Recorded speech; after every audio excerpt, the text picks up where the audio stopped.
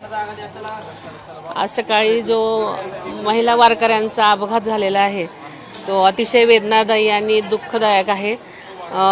या अपघातामध्ये 3 स्त्रियांचा मृत्यू झालेला आहे। त्यांना मी भावपूर्ण श्रद्धांजली वाहते आणि खरोखरच मनाला धक्का देणारी घटना आहे। ह्याच्यामध्ये अजून 7 स्त्रिया जखमी आहेत। जखमींचा उपचार इथे चालू आहे 2 ठिकाणी।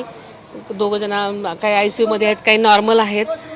त्यामुळे उपचार अतिशय चांगल्या प्रकारे चालू आहे आणि चांगल्या प्रकारे काळजी घेण्याची मी त्यांना सगळ्यांनाच प्रशासनातर्फे सूचना दिलेल्या आहेत। जे जखमी झालेत किंवा जे मृत्युमुखी पडले त्यांच्या कुटुंबियांना शासनाच्या माध्यमातून काय मदत करायची? आपल्याला माहिती आहे की मागे सुद्धा एक GR निघाला होता की वारकरी लोकांना, मृत व्यक्तींना 4 लाख रुपये आपण त्याच्यामध्ये जाहीर केलेले आहेत आणि जखमींचा खर्च सुद्धा त्याच्यामध्ये 2-3 प्रकारचे म्हणजे खूप क्रिटिकल असेल तर 74,000 रुपये वगैरे अशा प्रकारचे आपण खर्च देणार आहोत।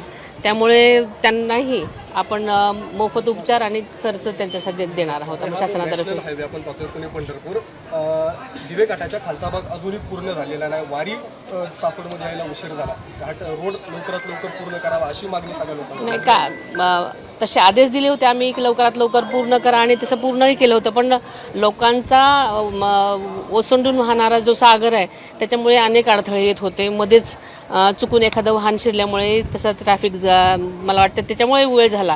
पण शासनाने सर्वतोपरी सगळ्याच बाजूने पूर्ण तयारी केलेली होती आणि तसे पूर्वतयारीचे आम्ही अनेक मीटिंग्स घेऊन असा आढावा घेऊन त्यांना आदेशही दिले होते। त्याप्रमाणे पालखी यायच्या अगोदर तशी पूर्णपणे तयारी झालेली होती।